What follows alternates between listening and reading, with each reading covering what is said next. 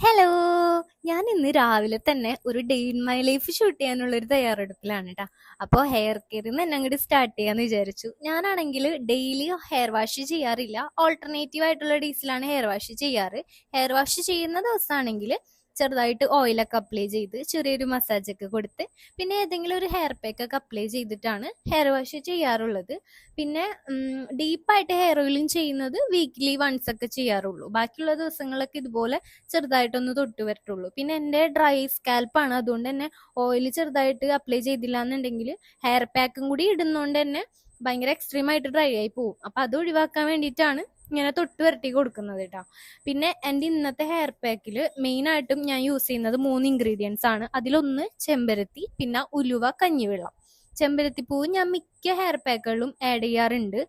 എൻ്റെ ആ ഒരു ഹെയർ ഗ്രോത്ത് ജേണിയിൽ കൂടുതലും ഞാൻ യൂസ് ചെയ്തിട്ടുള്ള ഒരു ഇൻഗ്രീഡിയൻറ്റ് ചെമ്പരത്തിപ്പൂ തന്നെയാണ് കേട്ടോ. പിന്നെ കഞ്ഞിവെള്ളം ഞാൻ തലേ ദിവസം ഒരു 1.5 ഗ്ലാസ് കഞ്ഞിവെള്ളത്തിൽ 2.5 സ്പൂണ് ഉലുവ സോക്ക് ചെയ്ത് വെച്ചിട്ടുണ്ടായിരുന്നു. അതിലോട്ട് ഈ ഒരു ചെമ്പരത്തിപ്പൂവും കൂടെ ആഡ് ചെയ്തിട്ട് നല്ല രീതിക്ക് അരച്ചെടുത്തിട്ടുണ്ട്. അങ്ങനെ പാക്ക് ഇവിടെ റെഡി ആയിട്ടുണ്ട്. അത് ഞാൻ നല്ല രീതിക്ക് അരിച്ചെടുത്തതിന് ശേഷമാണ് അതിന്റെ ക്രീം കൺസിസ്റ്റൻസിയിൽ നമുക്ക് കിട്ടും. അങ്ങനെയുള്ള ഒരു പാക്കാണ് ഞാൻ ഹെയറിലോട്ട് അപ്ലൈ ചെയ്യാറ്. അല്ലാന്നുണ്ടെങ്കിൽ അതിലെ തരികളും പൊടികളൊക്കെ തലയിലിരുന്ന് നമ്മൾ കോംബ് ചെയ്യുന്ന സമയത്ത് മുടി പൊട്ടിപ്പോവാൻ ചാൻസ് ഉണ്ട്. അപ്പൊ അത് ഒഴിവാക്കാൻ വേണ്ടിയിട്ട് എങ്ങനെയുള്ള ഹെയർ പാക്ക് ആണെങ്കിലും അത് അരിച്ചെടുത്തിട്ട് യൂസ് ചെയ്യാൻ നോക്കുക.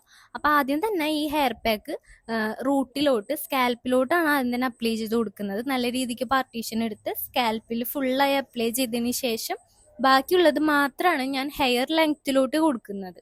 അപ്പൊ ആ രീതിക്കാവുമ്പോൾ നമ്മൾ ഈ ഒരു ഹെയർ പാക്ക് ചെയ്യുന്നത് ഹെയർ ഗ്രോത്തിന് വേണ്ടിയിട്ടാണ്. അപ്പൊ റൂട്ടിലോട്ടാണ് ട്രീറ്റ് ചെയ്യേണ്ടത്. അപ്പൊ അങ്ങനെ ഞാൻ മിക്ക പാക്കുകളും ഈ ഒരു മെത്തേഡിൽ തന്നെയാണ് അപ്ലൈ ചെയ്യാറുള്ളത് കേട്ടോ. പിന്നെ ഇന്ന് നമ്മൾ കഞ്ഞിവെള്ളവും ഉലുവയൊക്കെ എടുത്തോണ്ട് തന്നെ ഒരുപാട് നേരം ഹെയർ പാക്ക് തലയിൽ വെച്ചിരിക്കാൻ പറ്റില്ല. മാക്സിമം ഒരു 20 മിനിറ്റ്സ്, അതിനപ്പുറത്തോട്ട് വെക്കരുത്. ഞാൻ മിക്ക പാക്കുകളും 20 മിനിറ്റ്സ് തന്നെയാണ് വെക്കാറുള്ളത് കേട്ടോ. അങ്ങനെ ഒരു 20 മിനിറ്റിന് ശേഷം നോർമൽ പ്ലെയിൻ വാട്ടറിൽ വാഷ് ചെയ്തെടുക്കാം. ആ ഒരു രീതിക്ക് വാഷ് ചെയ്തൊക്കെ കഴിഞ്ഞ് എൻ്റെ ആ ഒരു ഹെയറിന്റെ കൺസിസ്റ്റൻസി ഈ ഒരു രീതിയിലാണ് ഹെയറിന്റെ ടെക്സ്ചർ വരുന്നത്. ഇവിടെ ഇപ്പോ ഹെയറും നമ്മുടെ ബാക്ക്ഗ്രൗണ്ടും ഡ്രസ്സും എല്ലാം കൂടി മൊത്തത്തിൽ ബ്ലാക്ക് ആയപ്പോ നിങ്ങക്ക് മനസ്സിലാവുണ്ടോന്ന് അറിയില്ല കേട്ടോ. അതായത് നല്ല രീതിക്ക് മാനേജ് ചെയ്യാൻ പറ്റുന്ന രീതിയിലുള്ള ഒരു ടെക്സ്ചറാണ് കേട്ടോ. ഓയിലി ആയിട്ടും ഇല്ല, ഭയങ്കര ഫ്രീസി ആയിട്ടും ഇല്ല. ഈ ഒരു രീതിക്കാണ് ഞാൻ മിക്ക ഹെയർ പാക്കുകളും അപ്ലൈ ചെയ്യുമ്പോഴും ശ്രദ്ധിക്കാറുള്ളത് കേട്ടോ. പിന്നെ ഇന്ന് ഞാൻ എങ്ങനെയാണ് ഹെയർ കെട്ടുന്നതും കൂടി കാണിക്കുന്നുണ്ട്. കാരണം ലോങ് ഹെയർ ഉള്ളവർക്കൊക്കെ നല്ലൊരു ടിപ്പായിരിക്കും ഇത്. ആദ്യം തന്നെ നിങ്ങളുടെ കയ്യിലുള്ള സ്ക്രഞ്ചീസോ ഏതെങ്കിലും ബുഷ് എടുത്തിട്ട് ഒരു ഹൈ പോണിറ്റെയിൽ കെട്ടുക. കുറച്ച് പോഷൻ മുടി അവിടെ മടക്കി വെക്കുക. മടക്കി വെച്ചിട്ട് ബാക്കിയുള്ള ഹെയർ ലെങ്ത് ചുറ്റി കെട്ടി വെക്കുക. അങ്ങനെ ചുറ്റുമ്പോൾ ഭയങ്കര ടൈറ്റ് ആയിട്ട് ചുറ്റരുത്, നല്ല ഫ്രീ ആയിട്ട് ഹെയറിന് ബ്രീത്ത് ചെയ്യാൻ പറ്റുന്ന രീതിയിൽ ചുറ്റി വെക്കുക. എന്നിട്ട് ഒരു ക്ലച്ച് ക്ലിപ്പ് വെച്ചിട്ട് സെക്യൂർ ചെയ്ത് വെക്കുക. ഈ ഒരു മെത്തേഡാണ് ഞാൻ കൂടുതലും ഹെയർ കെട്ടുന്ന രീതിയിൽ ചെയ്യാറുള്ളത് കേട്ടോ. ഇതാവുമ്പോൾ അഴിഞ്ഞു പോവില്ല. പിന്നെ അവിടെ നിന്ന് അങ്ങോട്ട് നേരെ നമ്മുടെ ഇന്നത്തെ പരിപാടി, മെയിൻ പരിപാടി എല്ലാ ദിവസത്തെയും സ്റ്റിച്ചിങ് തന്നെയാണ്. അപ്പൊ അതിലോട്ട് കിടക്കുക. ഞാൻ കഴിഞ്ഞ ദിവസം സ്റ്റിച്ച് ചെയ്ത് കഴിഞ്ഞിട്ടൊന്ന് ക്ലീൻ ചെയ്യാനുണ്ടായിരുന്നു. അപ്പൊ അതൊന്ന് ഒതുക്കിയതിന് ശേഷം ഇന്നത്തെ നമ്മുടെ ക്ലോത്തിങ് പേജിലോട്ടുള്ള പുതിയൊരു പാറ്റേൺ സ്റ്റിച്ച് ചെയ്യുന്നുണ്ട് കേട്ടോ. അങ്ങനെ നമ്മുടെ ക്ലോത്തിങ് പേജിലോട്ടുള്ള പുതിയ പാറ്റേൺ ചെയ്യാനായിട്ട് ഓഫ് വൈറ്റും ബ്രൗൺ ഒക്കെ മിക്സ് ആയിട്ടുള്ള ഒരു കളർ പാറ്റേൺ വരുന്ന നല്ല കോട്ടൺ ഫാബ്രിക് ആണ് ഞാൻ എടുത്തിരിക്കുന്നത്. കുറച്ച് മുന്നേ തന്നെ ഫാബ്രിക് എടുത്തു വെച്ചിട്ടുള്ളതാണ് കേട്ടോ. എത്ര മീറ്റർ ക്ലോത്ത് ഉണ്ടെന്നുള്ള പോലും ഞാൻ മറന്നുപോയിട്ടുണ്ടായിരുന്നു. അപ്പൊ ഞാൻ ഇന്ന് ചെയ്യാൻ പോകുന്ന പാറ്റേൺ ഒരു അങ്ക്രക്ക സ്റ്റൈലിൽ വരുന്ന ഒരു ഷോർട്ട് കുർത്തിയാണ്, പാകിസ്ഥാനി സ്ലീവ് വരുന്നത്. ഇപ്പൊ ഇതിൽ ക്ലിയർ ആവുണ്ടോന്ന് അറിയില്ല. അതായത് റാപ്പ് ഡ്രസ്സ് പോലെ വരുന്ന സൈഡിൽ ടൈ വെച്ച് അഡ്ജസ്റ്റ് ചെയ്യാൻ പറ്റുന്ന തരത്തിലുള്ള ഒരു short kurta. Sleeve bell sleeve പോലെ വരുന്നത്, പാകിസ്ഥാനി സ്ലീവ് പോലെ വരുന്നത് കേട്ടോ. അപ്പൊ ആദ്യം തന്നെ ക്ലോത്ത് എത്രത്തോളം ഉണ്ടെന്ന് മെഷർ ചെയ്ത് നോക്കുമായിരുന്നു. കാരണം നമ്മളെ പേജിലോട്ട് ആയതുകൊണ്ട് തന്നെ എത്ര പീസ് കിട്ടുമെന്ന് അറിയണമല്ലോ. അങ്ങനെ മെഷർ ചെയ്തതിന് ശേഷം ആദ്യം തന്നെ ഞാൻ ക്ലോത്ത് മുറിച്ച് മാറ്റിയില്ല.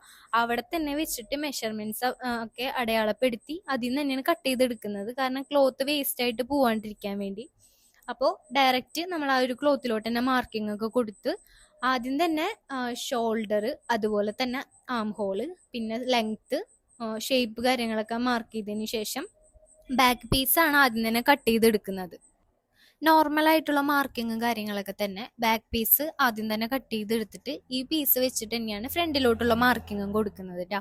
ഫ്രണ്ടിലോട്ടാണെങ്കിൽ നമുക്ക് ക്രോസ് ആയിട്ട് രണ്ട് സൈഡിലോട്ടും ക്രോസ് ആയിട്ട് പീസ് വേണം. അപ്പൊ അതിന് ഫ്രണ്ടിലോട്ടുള്ള ഫസ്റ്റ് പീസ് കട്ട് ചെയ്ത് കഴിഞ്ഞിട്ടുണ്ട്. ഇനി ആ പീസ് തന്നെ തിരിച്ചു വെച്ചിട്ട്, അതായത് നമ്മുടെ ക്ലോത്തിന്റെ ആ ഒരു പാറ്റേൺ മാറാതെ, ആ ഒരു സ്ട്രൈപ്സ് പോലെ വരുന്ന പാറ്റേൺ തെറ്റാതെ തന്നെ കട്ട് ചെയ്തെടുക്കാൻ നോക്കാം. ഫ്രണ്ടിലോട്ട് 2 പീസ് ഇതുപോലെ നമുക്ക് വേണം. പിന്നെ ഇതിൽ ഡീറ്റെയിലിംഗ് ആയിട്ട് ഞാൻ ജസ്റ്റ് ഒരു പൈപ്പിംഗ്, വൈറ്റ് പൈപ്പിംഗ് മാത്രമേ ആഡ് ചെയ്യുന്നുള്ളൂ. സ്ലീവ് ആണെങ്കിൽ ലൂസ് ആയിട്ടുള്ള ഒരു സ്ലീവിന്റെ എൻഡിലും പൈപ്പിംഗ് കൊടുക്കുന്നുണ്ട്. പിന്നെ പൈപ്പിങ്ങിന് വേണ്ടിയിട്ട് ഞാൻ നോർമൽ ആയിട്ട് ഒരു ഓഫ് വൈറ്റ് ഫാബ്രിക് ക്രോസ് ആയിട്ട് കട്ട് ചെയ്തെടുത്ത് അതങ്ങനെ പൈപ്പിംഗ് ആക്കി എടുത്തിട്ടുള്ളതാണ്. നിങ്ങൾക്ക് വേണമെന്നുണ്ടെങ്കിൽ ലേസ് എന്തെങ്കിലും ആഡ് ചെയ്ത് കൊടുക്കണമെങ്കിലും കൊടുക്കാം. ഇതിപ്പോ നെക്ക് ലൈൻ മുതൽ എൻഡ് താഴത്തോട്ടുള്ള ആ ഒരു സ്ലിറ്റ് പോർഷൻ വരെ ആയിട്ട് നമ്മൾ പൈപ്പിംഗ് ആഡ് ചെയ്ത് കൊടുക്കുന്നുണ്ട്. പെട്ടെന്ന് സിമ്പിൾ ആയിട്ട് സ്റ്റിച്ച് ചെയ്തെടുക്കാൻ പറ്റുന്ന ഒരു പാറ്റേൺ ആണ് കേട്ടോ. ഇതിപ്പോ വേറെ പീസ് ഒന്നും വെച്ച് നെക്കൊന്നും ചെയ്യേണ്ട കാര്യമില്ല. പൈപ്പിംഗ് തന്നെ വെച്ച് ഫുൾ ആയിട്ട് ഫിനിഷ് ചെയ്തെടുക്കാം. പിന്നെ അതിൽ എൻഡിലായിട്ട് ടൈയും കൂടെ ആഡ് ചെയ്ത് കൊടുക്കുന്നുണ്ട് കേട്ടോ. അത് ഞാൻ കാണിക്കാൻ വിട്ടുപോയി. ബാക്ക് നെക്ക് ആണെങ്കിലും നോർമൽ ആയിട്ടുള്ള റൗണ്ട് നെക്ക് തന്നെയാണ് കൊടുത്തിരിക്കുന്നത്. അങ്ങനെ പെട്ടെന്ന് സിമ്പിൾ ആയിട്ട് സ്റ്റിച്ച് ചെയ്തെടുക്കാൻ പറ്റുന്ന ഒരു പാറ്റേൺ കേട്ടോ. സ്ലീവിന്റെ എൻഡിലും പൈപ്പിംഗ് കൊടുത്തിട്ടുണ്ട്. നേരെ തന്നെ അതിന്റെ ഓവർലോക്ക് ഒക്കെ ചെയ്തിട്ട് ഞാൻ എൻ്റെ ബോഡി ഫോമിൽ ഇട്ട് കാണിച്ചു തരാം ഇതെങ്ങനെയാണ് ഡ്രസ്സ് ചെയ്യാന്നുള്ളത്. സിമ്പിൾ ആയിട്ട് ചെയ്യാൻ പറ്റുന്ന ഒരു പാറ്റേൺ കൂടിയാണ് കേട്ടോ. അപ്പോൾ ഇതിന്റെ ഉള്ളിലോട്ട് ഒരു ടൈയും കൂടി വരുന്നുണ്ട്. ആദ്യം തന്നെ സ്ലീവിന്റെ ഉള്ളിലോട്ട് ഒരു ടൈ വരുന്നുണ്ട്. ആ ടൈ ആദ്യം തന്നെ കെട്ടിക്കൊടുത്തതിന് ശേഷം പുറത്തേക്കും ഒരു ടൈ വരുന്നുണ്ട്. ജസ്റ്റ് സിമ്പിൾ ആയിട്ട് ചെയ്യാൻ പറ്റുന്ന ഒരു പാറ്റേൺ. നിങ്ങൾക്ക് ഇത് ജീൻസിന്റെ ഒപ്പമൊക്കെ വെയർ ചെയ്യാൻ പറ്റുന്നുണ്ടെങ്കിൽ അടിപൊളിയായിരിക്കും. ഓഫ് വൈറ്റ് ജീൻസിന്റെ ഒപ്പം, ബ്ലാക്ക് ജീൻസിന്റെ ഒപ്പം ആണെങ്കിലും ഓഫ് വൈറ്റ് ആയിരിക്കും കുറച്ചുകൂടി നല്ലത്. ഇതിൽ അങ്ങനെ ഒരു കളർ പാറ്റേൺ വരുന്നതുകൊണ്ട് തന്നെ. അങ്ങനെ ലൂസ് ആയിട്ടുള്ള സ്ലീവ് ഒക്കെ കൊടുത്ത് നിങ്ങൾക്ക് വേണമെന്നുണ്ടെങ്കിൽ ഇതിന്റെ ബാക്കിലും കൂടെ ഒരു ടൈ ആഡ് ചെയ്യണമെങ്കിൽ ആഡ് ചെയ്യാം. അല്ലാന്നുണ്ടെങ്കിൽ ഓപ്ഷണൽ ആണ്, വേണ്ടെങ്കിൽ വേണ്ട. ഇതിപ്പോ ഞാൻ സിമ്പിൾ ആയിട്ട് പെട്ടെന്ന് ചെയ്യാൻ പറ്റുന്ന രീതിയിൽ എല്ലാവർക്കും കംഫർട്ടബിൾ ആയിട്ടുള്ള രീതിയിൽ ചെയ്തിരിക്കുന്നതാണ്. സ്റ്റിച്ചിങ് പരിപാടിയൊക്കെ കഴിഞ്ഞ് നേരെ ആ ഡ്രസ്സ് തന്നെ ഇട്ടിട്ട് ഞാൻ പുറത്തോട്ട് പോവാണ് കേട്ടോ. ഇന്ന് കുറച്ച് ഷോപ്പിങ്ങും പിന്നെ ഒരു കല്യാണ വീട്ടിലൊക്കെ ഇന്ന് പോവാനുണ്ട്. അപ്പൊ അതിനു വേണ്ടി നേരെ ഇറങ്ങി. ചെന്നപ്പോഴാണെങ്കിൽ പരാഗൊക്കെ ക്ലോസ് ചെയ്യാനായി. ആ സമയത്തോട്ടാണ് നമ്മൾ എത്തിയത്. ഇതാണ് കേട്ടോ നമ്മുടെ ഡ്രസ്സിന്റെ ഷോർട്ട് കുർത്തയുടെ ഫുൾ ആയിട്ടുള്ള ഒരു ലുക്ക്. ഞാൻ ഒരു ബാഗി ജീൻസിന്റെ ഒപ്പം, ഓഫ് വൈറ്റ് ബാഗി ജീൻസിന്റെ ഒപ്പമാണ് പെയർ ചെയ്തിരിക്കുന്നത്. സൈഡിലോട്ട് ഇങ്ങനെ റാപ്പ് ഡ്രസ്സ് പോലെ വരുന്ന രീതിയിൽ നെക്കൊക്കെ നല്ല സെക്യൂർ ആയിട്ടാണ്, ഭയങ്കര ഡീപ്പായിട്ടൊന്നും പോയിട്ടില്ല. ഈ ഒരു പാറ്റേൺ നിങ്ങൾക്ക് ഇഷ്ടമായെങ്കിൽ കമന്റ് ചെയ്തേക്കണേ. അപ്പൊ ഇന്ന് നമുക്ക് ബർത്ത്ഡേ ഔട്ട്ഫിറ്റ്സിന് വേണ്ടിയിട്ട് ഉള്ള 3 ഫാബ്രിക് ആണ് എടുക്കാനുണ്ടായിരുന്നത്. ഈ ഒരു maroon satin mom and daughter combo ചെയ്യാൻ വേണ്ടി എടുത്തിരിക്കുന്നതാണ് കേട്ടോ. മെറൂൺ സാറ്റിനും ആ ഒരു ഓർഗാൻസും. പിന്നെ ഈ ഒരു പെർപ്പിൾ കളറ് സോഫ്റ്റ് ഓർഗാൻസ് എടുത്തിരിക്കുന്നത് ഒരു 1 ഇയർ ബേബിയുടെ തന്നെ ഒരു കുട്ടി ഫ്രോക്ക് ചെയ്യാൻ വേണ്ടിയിട്ടാണ്. നമുക്കൊരു 2 ഓൺലൈൻ കസ്റ്റമേഴ്സിന്റെ പിന്നെ എൻ്റെ ഒരു റിലേറ്റീവിന്റെയും കൂടി ഡ്രസ്സിന് വേണ്ടിയിട്ടുള്ള ഫാബ്രിക് ആണ് ഇന്ന് എടുക്കാനുണ്ടായത്. അങ്ങനെ പരാഗിലെ പർച്ചേസിംഗ് ഒക്കെ കഴിഞ്ഞ് എനിക്കൊരു ആയുർവേദ ഷോപ്പിലും കൂടി കയറാനുണ്ടായിരുന്നു. ഫേസ് വാഷ് പൗഡർ ഉണ്ടാക്കാൻ വേണ്ടി ഞാൻ ബീട്രൂട്ട് പൗഡറും ഇരട്ടി മധുരത്തിന്റെ പൊടിയൊക്കെ യൂസ് ചെയ്യാറുണ്ട്. അപ്പൊ അതൊക്കെ കഴിഞ്ഞിരിക്കുകയായിരുന്നു. അതൊക്കെ വാങ്ങിച്ചിട്ട് നേരെ അവിടെ നിന്ന് എത്തിയത് കല്യാണ വീട്ടിലോട്ടാണ്. കല്യാണ ചെക്കനാണ് കേട്ടോ ഇത്. ഞാൻ മുന്നേ തന്നെ പറഞ്ഞിട്ടുണ്ടായിരുന്നു എനിക്ക് വ്ളോഗ് എടുക്കണം എന്നുള്ള കാര്യം.